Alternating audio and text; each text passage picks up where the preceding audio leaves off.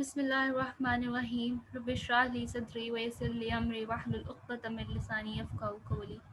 السلام علیکم ورحمۃ اللہ وبرکاتہ. Welcome to the Ramazan transmission presenting by Concept of Science Academy Pakistan. I'm your host Mahwish and I hope کہ آپ سب اسلام، ایمان اور صحت کی سلامتی کے ساتھ ہوں گے. الحمدللہ it is the sixth day of Ramadan اور ہم سب کو اللہ تعالیٰ توفیق بھی دے رہا ہے کہ ہم اسے پا رہے ہیں. ہم نے رمضان کے بارے میں جاننے کا خود سے وعدہ کیا تھا اور الحمدللہ ہم اس کے اوپر پورا اتر رہے ہیں.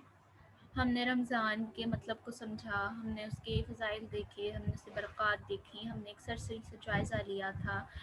آج ہم دیکھیں گے کہ اس کے فائدے کیا ہیں. چونکہ ہم اس کے فائدے تھوڑے بہت پہلے دیکھ چکے ہیں، لیکن آج ہم انہیں ان ڈیپتھ دیکھیں گے اپنی ڈیلی لائف روٹین کے ساتھ انٹریکٹ کر کے کہ اس دنیا میں اور آخرت میں ہمیں کیا فائدہ ہوگا.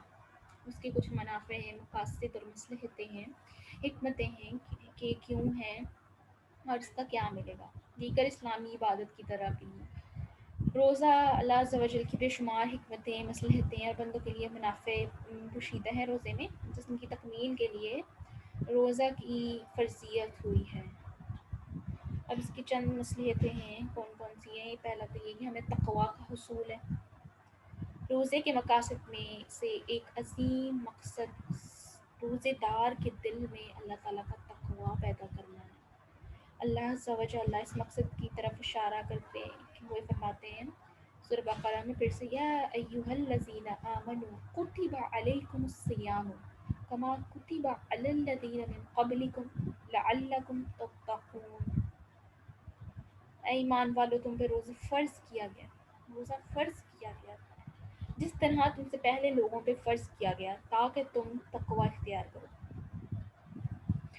دیکھیں، جب ہم کسی آرگنائزیشن میں، انسٹیٹیوٹ میں کام کر رہے ہوتے ہیں نا، تو جو ان کے اسپیشل ورکرز ہوتے ہیں، امپلائیز ہوتے ہیں، ان کے لیے ایک ورکشاپ کنڈکٹ کروائی جاتی ہیں، سیمینارز رکھے جاتے ہیں یا ٹھیک ہے.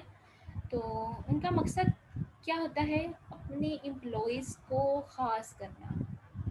ٹھیک ہے، ان کی جو چھوٹی چھوٹی غلطیاں ہو رہی ہیں ان سے کام کرنے کے سلسلے میں، ان کو ختم کرنا، ان کو رینیو کرنا، ان کو ریجنریٹ کروانا، دوبارہ سے انہیں جو ہے ایک ٹریننگ دینا. یہ خاص ورکرز کے لیے ہوتا ہے اس آرگنائزیشن کے. اور پھر اوبلائگڈ ہوتا ہے، یعنی ہر ایک نے اٹینڈ کرنا ہوتا ہے. سیم لائک دس رمضان میں یہ ہم پہ خاص کس پہ؟ ایمان والوں پہ فرض ہے.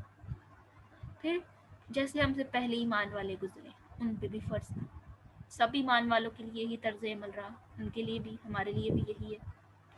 اب جیسے اس ورک شاپ کو کنڈکٹ کروانے کے پیچھے ایک مقصد ہوتا ہے نا کہ امپلائی جو ہے وہ ایک چیز سیکھ جائے، اسی طرح اس کا بھی ایک مقصد ہے، حکمت ہے. کیا ہے؟ تقویٰ کا حصول ہے. تقویٰ کیا ہے؟ کہ اللہ نے جس کا حکم دیا ہے وہ کیا جائے، یہ جانتے ہوئے کہ اللہ مجھے دیکھ رہا ہے، اور ہر اس چیز سے دور رہا جائے جس سے دور رہنے کا حکم دیا گیا ہے، یہ جانتے ہوئے کہ اللہ مجھے دیکھ رہا ہے. یہ تقویٰ کا حصول ہے. اور یہ سب تعلیمات کہ کن چیزوں سے رکنا ہے، کس چیز کو پانا ہے، کس چیز کی طرف چلنا ہے، کس چیز سے ہمیں اجتناب کرنا ہے، ان سب کی ڈیٹیل جو ہے اللہ تعالیٰ نے قرآن و حدیث میں ہم سے بیان کر دی گئی ہے. So now it's up to us کہ ہم اس سیمینار کو کنڈکٹ کریں، ان سیمینار میں جائیں، اس کا بھرپور فائدہ اٹھائیں، اس کو بیٹھ کے اسکور سے سنیں. سیم دس از منتھ کہ ہم جو ہے اس رمضان کو پائیں، اس میں روزہ رکھیں اور قرآن کو سمجھ کر پڑھیں. اور ہم جو ہے اس کو جب پڑھیں گے تو ہمیں پتہ چل جائے گا کہ کون سے کام ہم نے نہیں کرنے ہیں اور کون سے کرنے ہیں. تو ہم ان پہ عمل کرنا شروع کر دیں گے اور ہم اس طرح تقویٰ پالیں گے.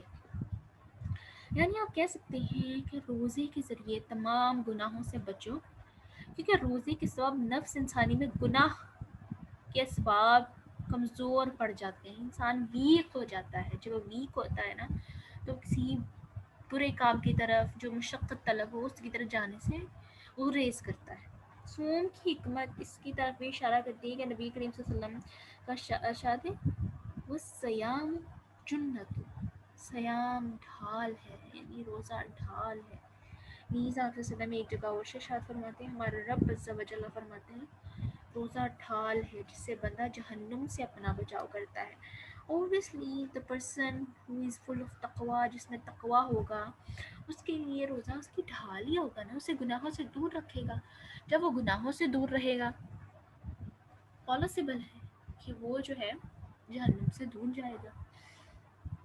پھر ایک اور روایت ملتی ہے جو روزہ جہنم سے ڈھال ہے، جیسے جنگ میں تمہارا ڈھالا ہوا کرتا ہے. یعنی جیسے جنگ میں آپ اپنا سامان لے کر جاتے ہیں نا، فوجیوں کا خاص سامان ہوتا ہے جو جنگ میں ان کے بچاؤ کے لیے کام آتا ہے، سیم اسی طرح جہنم سے بچنے کے لیے ہمارے پاس ایک بہترین ہتھیار ہے، وہ ہے روزہ، جسے ہم پا لیں اور اس کے مقصد کو پورا پا لیں. اب روزے کا دوسرا مقصد کیا ہے؟ ہمارے نفس کا تزکیہ کرنا.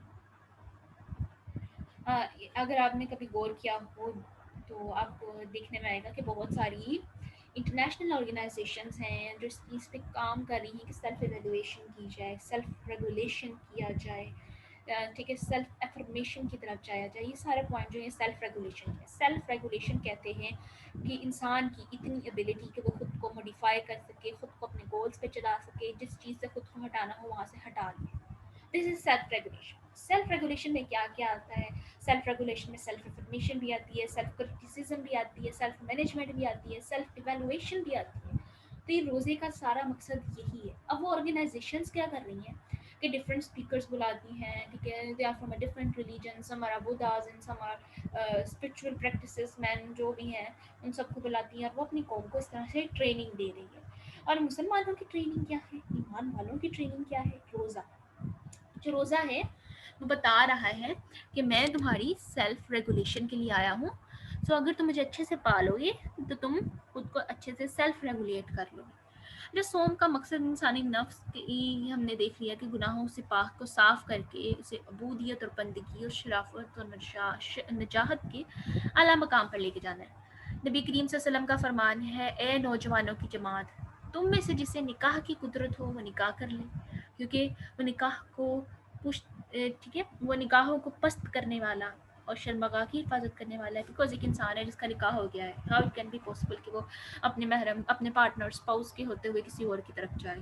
ٹھیک ہے، تو ایسا تو ممکن نہیں ہے. تو پھر یہ ڈس لائلٹی ہو جائے گی. اور پھر جس سے طاقت نہ ہو، بھائی کیسے انسان ہے، he is busy, he want to make his career, وہ کریئر بنانا چاہ رہا ہے، وہ اسٹڈی کرنا چاہ رہا ہے، یا اس کے پاس اتنا روزگار نہیں ہے، تو وہ کیا کرے؟ اس کے پاس سیکنڈ وے کیا ہے؟ ہر چیز کا بھی آپشن ہوتا ہے نا. تو اس کا بھی آپشن کیا ہے؟ تو اس کے لیے ہے کہ روزہ ضروری ہے اس کے لیے، کیونکہ اس سے شہوت پہ قابو میں رہے گا. چونکہ ایک چیز من کے اندر رکھ دی گئی ہے، ایک ڈیزائر ہے ہمارے اندر، تو اس کو کنٹرول کس طرح کیا جائے؟ اب اسے باہر تو نہیں نکلنے دینا، تو اسے قابو میں رکھنا ہے. تو اسے قابو میں رکھنے کے لیے روزہ ایک ڈھال ہے.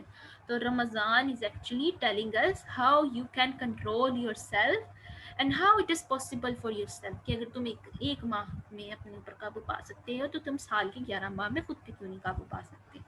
نیز پھر یہ بھی ارشاد ہوتا ہے کہ جو جھوٹ بولنا، اس پر عمل کرنا اور جہالت نہ چھوڑے، اللہ کو اس کا کھانا پینا چھوڑنے کی کوئی حاجت نہیں ہے، کیونکہ اللہ کا ہرگز مقصد نہیں ہے کہ صرف ہمیں وہ کھانا پینا چھڑوا دیں.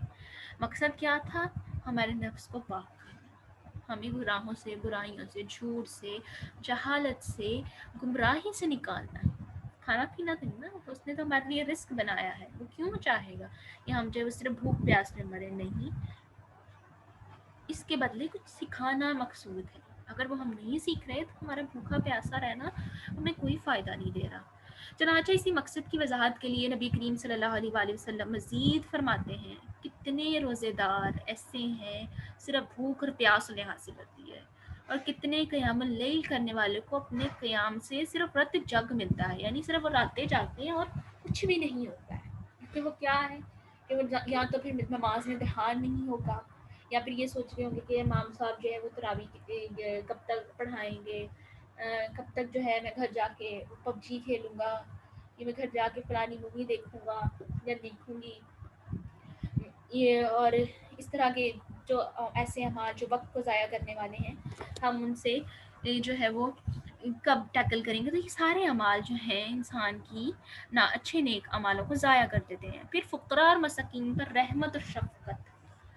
روزے کی حالت میں بھوکا پیاسا رہنے سے فقراء اور مساکین کی محتاجگی اور فاقہ کشی کا بخوبی اندازہ ہوتا ہے، کہ جس کے نتیجے میں انسان کے اندر اتفاق فی سبیل اللہ آتا ہے، کہ اللہ تعالیٰ کی عطا کرتا ہے نعمتوں کا، تو پہلے وہ شکر ادا کرتا ہے، پھر اس کے جب اندر احساس پیدا ہوتا ہے کہ یار دیکھو میں جس سٹیج میں سے گزرا ہوں، اسی سٹیج میں سے وہ پرسن گزر رہا ہے جس کے پاس یہ سب چیزیں موجود نہیں ہیں، تو وہ ان سب کی مدد کی طرف جائے گا، خیر و بھلائی کی طرف جائے گا۔ اور پھر جو روزہ ہے وہ نعمت الہی کی قدرت کی معرفت ہے، اس پر ہمیں اللہ تعالیٰ کا شکر ادا کرنا چاہیے۔ کیا ہے کہ اللہ تعالیٰ فرماتے ہیں کہ سورہ 185 میں، تاکہ تم گنتی پوری کر لو، اللہ تعالیٰ کی دی ہوئی ہدایت پر اس کی بڑائیاں بیان کرو اور تم اس کا شکر ادا کرو۔ کہ انسان کو پہلے تو پورے روزے رکھنے چاہیے، پھر اس کی بڑائی بیان کرنی چاہیے، اس کا شکر ادا کرنا چاہیے کہ اللہ تیرا شکر ہے کہ تیری رحمت کی وجہ سے میں نے اس روزے کو پا لیا، ورنہ بہت سارے ایسے لوگ ہیں ہم میں سے، ہماری فیملیز میں سے یا جاننے والوں میں سے، جو اس رمضان میں ہمارے ساتھ موجود نہیں ہیں، اور ہمیں نہیں پتہ کہ ہم نیکسٹ رمضان میں موجود ہوں گے یا نہیں ہوں گے، یا اس پورے رمضان کو پائیں گے یا نہیں پائیں گے۔ تو ہر ایک روزہ رکھنے کے بعد اللہ کا شکر ادا کریں کہ اس نے ایک روزہ دیا اور مزید نیا روزہ رکھنے کی توفیق ہوں گے۔ جو روزہ ہے وہ ہماری صحت کے لیے بھی ضروری ہے، جسمانی صحت اور تندرستی کے لیے بھی ضروری ہے۔ اس کے لیے اب یہ ہے کہ کوئی آدمی پیٹ سے زیادہ کوئی بڑا برتن نہیں بھرتا، یعنی انسان پتھروں کی جگہ اپنے پیٹ کو بھر رہا ہوتا ہے۔ ابن آدم کے لیے تو محض چند لقمے ہی کافی ہیں، جو اس کی پشت سیدھی رکھیں۔ ہاں اگر کوئی چارہ کنارہ نہ ہو تو ایک تہائی اپنے کھانے کے لیے، ایک تہائی اپنے پینے کے لیے اور ایک تہائی اپنی سانس کے لیے رکھ لیں۔ سائنس کہتی ہے کہ جو ہمارا اسٹمک سائز ہے نا، it is equal to our hand pound, ہماری ہاتھ کی ہتھیلی کے برابر کا ہے۔ اس کے 3 حصے کر لینے چاہیے۔ سائنس بھی کہتی ہے کہ ایک کھایا پیے جائے، ایک جو آپ نے ایک کھانے کے ٹائم سے لے کے اگلے کھانے کے ٹائم تک جو ہے پانی پینا ہے اس کے لیے، اور ایک ہوا کے لیے۔ ہم کیا کرتے ہیں، ہم نے پورا ہتھیلی کو اوپر تک کھانے سے بھرنا ہے، نہ پانی کی جگہ نہ ہوا کی جگہ۔ تو یہ اسٹمک ڈائجسٹو سسٹم ہی ڈس آرڈرس کریٹ کرتا ہے، ایسا ہمارا ایٹیٹیوڈ ٹوورڈ ایٹنگ ہیبٹس۔ پھر جنک فوڈ کھا کھا کے اسٹمکس کے برے حال ہوئے ہوئے ہیں، انسان ڈفرینٹ بیماریوں کی طرف جاتا ہے، السر ہوتا ہے کسی کو، اور کسی کو کچھ اور کسی کو کچھ۔ تو یہ جو روزہ ہے یہ آپ کی شفا کا باعث بنتا ہے، آپ کی ایک نظام کو دوبارہ سے ریکریٹ کرتا ہے، اسے تھوڑی دوبارہ چلانے کی توفیق دیتا ہے کہ اب اتنے آپ جو کھایا ہے اس کو کم کھا کے جو ہے وہ گزارے پہ رہیں۔ حالانکہ دیکھیں اللہ کے نبی صلی اللہ علیہ وسلم نے فرما دیا کہ ہمارے لیے چند لقمے کافی ہیں۔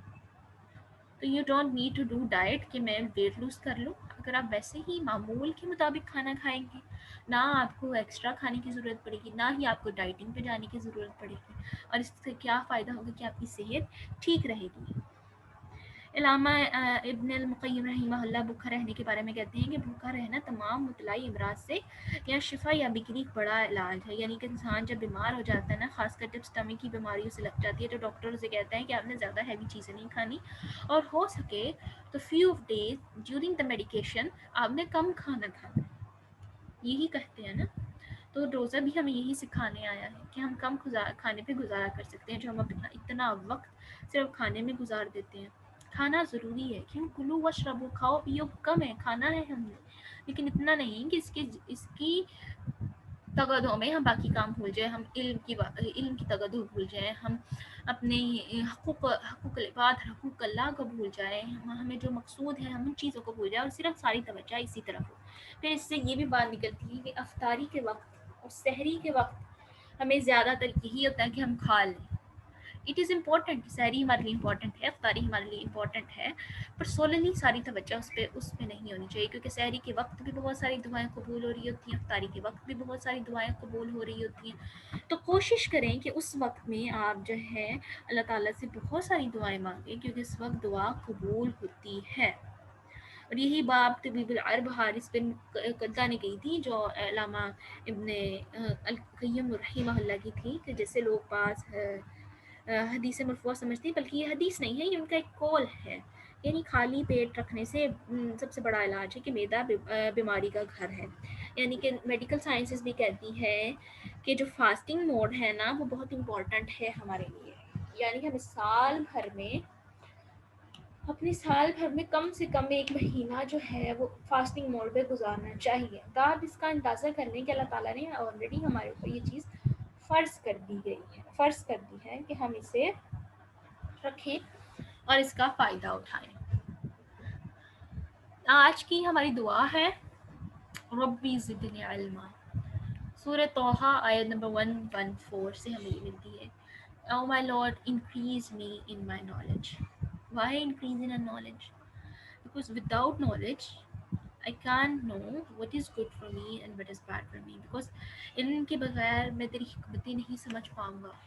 علم کے بغیر میں یہ جان نہیں پاؤں گا کہ مجھے کون سی چیزیں جو ہیں کرنی چاہیے اور کون سی نہیں کرنی چاہیے. اور یہ دعا اللہ تعالیٰ نے خود نبی کریم صلی اللہ علیہ وآلہ وسلم کو سجیسٹ کی ہے.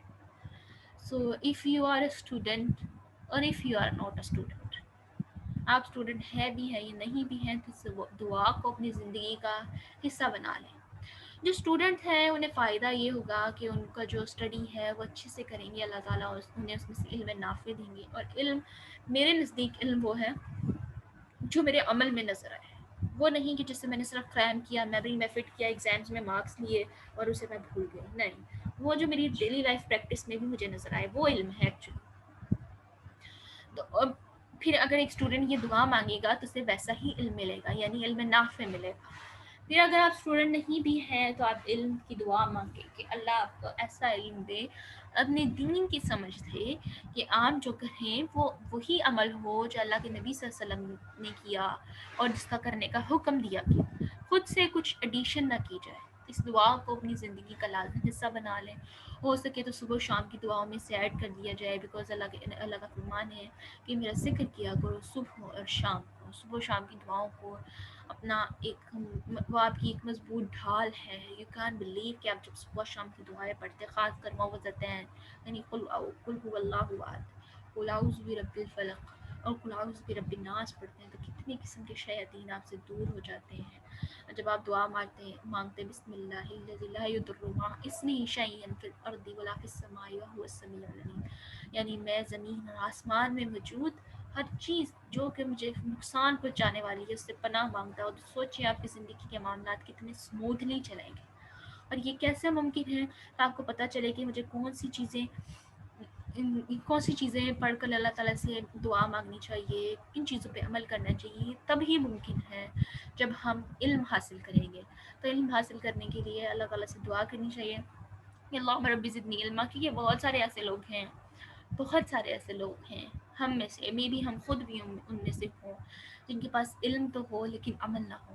جبکہ علم وہ ہے جو عمل ہے. اللہ کے نبی صلی اللہ علیہ وسلم کا ایک اور بھی فرمان ہے کہ دعا مانگا کرتے تھے, اللہم انی اعوذ بک من علم لا ینفع, کہ میں ایسے علم سے پناہ مانگتا ہوں جس کا مجھے نفع نہ ہو. ایسا علم جو مجھے غرور و تکبر میں مبتلا کر دے, ایسا علم جو مجھے کسی قسم کا نفع نہ دے, نہ دنیا میں نہ آخرت میں, اس سب سے میں پناہ مانگتا ہوں. اللہ تعالیٰ ہم سب کے علم میں اضافہ فرمائے. جزاک اللہ خیرا کثیرا. For until next time, السلام علیکم ورحمۃ اللہ وبرکاتہ.